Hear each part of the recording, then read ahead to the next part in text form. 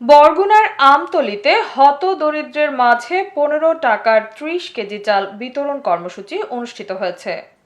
বরগুনার আমতলী উপজেলা প্রতিনিধি মোহাম্মদ ইমরান ইসলামের পাঠানো তথ্য ও ভিডিও চিত্রে বিস্তারিত। সাথে আছে আমি রাজিয়া সুলতান। আপনারা দেখছেন i1 টিভি। বরগুনার আমতলী সদর ইউনিয়নের 3 এবং 4 নং ওয়ার্ডে খাদ্য অধিদপ্তর কর্তৃক পরিচালিত হতদরিদ্র পরিবারের মধ্যে 15 টাকার 30 কেজি চাল বিতরণ করা হয়।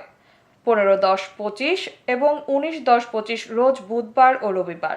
সেখানে উপস্থিত ছিলেন নাচনাপাড়া 3 নং ওয়ার্ডের ইউপি সদস্য মোহাম্মদ বেল্লাল হোসেন এবং আরও উপস্থিত ছিলেন i1 টেলিভিশন সাংবাদিক মোহাম্মদ ইমরান ইসলাম সহ অন্যান্য চ্যানেল এবং পত্রিকার সাংবাদিকগণ। 15 টাকা কেজি চালের ডিলার মোহাম্মদ আমির হোসেন পেদা তিনি জানান, সরকারি রুলস অনুযায়ী চাল বিতরণ করা হয় এবং একজনের কার্ডে চাল অন্য জনকে দেয়া হয় না। 15 টাকা কেজি চালের ভোক্তারা বলেন, আমরা অনেক খুশি।